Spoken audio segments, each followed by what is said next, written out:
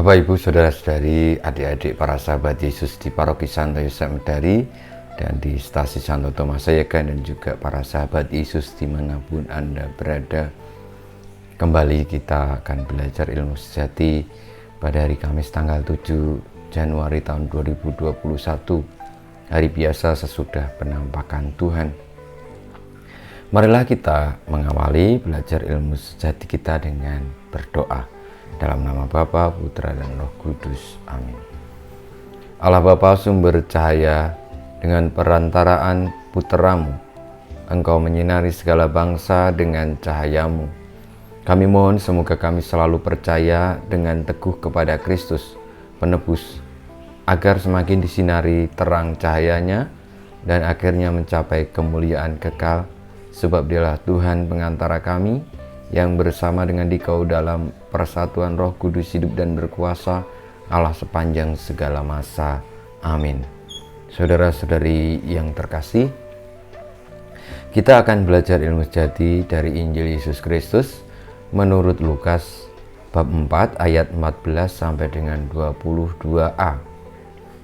Sesudah dicobai iblis di padang gurun, dalam kuasa Roh kembalilah Yesus ke Galilea, dan tersiarlah kabar tentang Dia di seluruh daerah itu.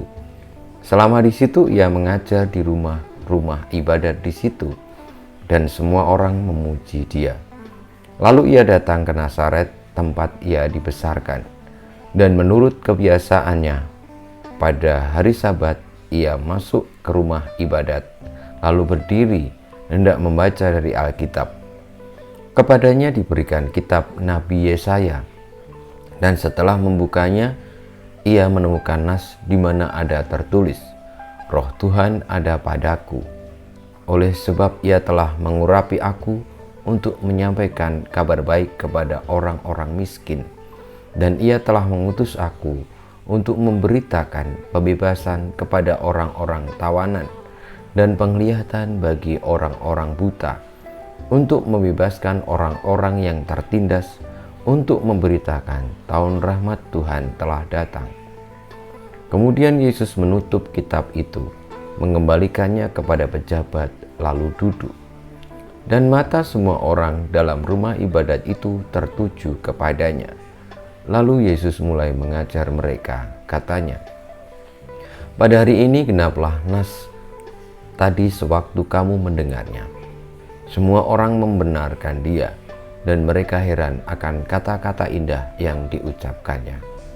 Demikianlah Injil Tuhan kita. Terpujilah Kristus. Para sahabat Yesus yang terkasih, sabda Tuhan yang kita dengarkan, yang menjadi dasar dari belajar ilmu sejati kita, menceritakan tentang Tuhan Yesus setelah bertapa atau berpuasa di padang gurun, lalu ia kembali ke khalayak umum, dan secara khusus dia kembali ke kampung halamannya, ke Nazaret. Lalu di sana pada hari Sabat ia membaca kitab suci yang menceritakan tentang nubuat Nabi Yesaya soal Roh Tuhan ada padanya, ada padaku, yang dikatakan tadi oleh Tuhan Yesus. Lalu isinya adalah tentang kabar gembira, kabar sukacita, keselamatan bagi orang-orang yang menderita, orang-orang yang dalam hidupnya mengalami situasi yang sesak dan tidak mendapatkan hal yang enak ataupun selamat, ataupun dalam situasi yang tidak baik, sakit, menderita, dan sebagainya. Artinya apa itu semua? Bahwa Tuhan Yesus menyatakan visi hidupnya melalui kata-kata dari kitab suci tadi, lalu mengatakan bahwa pada hari itu ketika dibacakan, genaplah nas itu, karena pembebasan itu ada di dalam diri Yesus dan hidupnya. Saudara-saudariku yang terkasih, kiranya itulah pesan utama ketika kita menjadi pengikut-pengikut Tuhan Yesus. Bagaimana kita ketika percaya kepadanya memahami bahwa kehadiran Yesus di dunia ini adalah untuk memberikan berkat memberitakan rahmat Tuhan, tahun rahmat Tuhan telah datang, membebaskan orang-orang tertindas, penglihatan orang-orang buta, dan sebagainya yang baik-baik untuk keselamatan manusia. Itu pesan utamanya. Maka kalau kita beriman Katolik, kita ikut Tuhan Yesus, sudah sejauh mana kita memahami fokus utama dari kehadiran Tuhan Yesus, atau tugas utamanya, atau yang menjadi tujuan cita-citanya. Kita boleh bercita-cita sebagai apapun dalam hidup ini, tetapi sebagai orang yang percaya kepadanya, itulah yang paling pokok. Dan saya juga merasa bahwa ketika agama ini lalu memiliki visi yang sama dalam arti untuk menyelamatkan manusia, tentu tidak ada pertikaian, tidak ada penderitaan, tidak ada yang namanya ketidakadilan, tetapi semuanya terlindungi, semuanya terjaga, dan juga terjamin keselamatannya.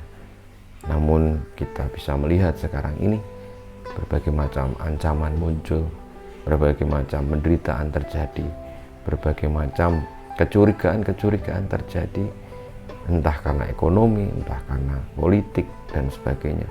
Itu karena visi yang sejati tidak dimiliki oleh orang-orang yang ada di sekitar kita, mungkin bahkan kita sendiri. Karena visi yang dimiliki hanyalah untuk memperoleh kenyamanan bagi diri sendiri dan lalu bertentangan dengan yang lain, seperti itu. Saudara-saudariku yang terkasih, semoga kita semua di dalam menjalani hidup ini semakin memahami fokus utama visi Tuhan Yesus, yang lalu akhirnya menjadi visi kita juga, untuk tetap berpegang teguh pada perjuangan mewartakan kabar sukacita, yakni menjadi kebaikan bagi sesama. Kita mohon berkat Tuhan. Kemuliaan pada Bapa dan Putra dan Roh Kudus, seperti pada permulaan, sekarang, selalu, dan banyak sekerabat. Amin. Ya Yesus, jadikanlah hati kami seperti hatimu. Tuhan bersamamu dan bersama rohmu. Kita semua hidup kita, perjuangan kita untuk senantiasa memahami visi utama perutusan Tuhan Yesus, dan akhirnya menjadikan visi juga hidup kita untuk menjadi berkat kabar sukacita bagi sesama, senantiasa dibimbing, diberkati oleh Allah yang Maha Kuasa, Bapa, Putra, dan Roh Kudus. Amin.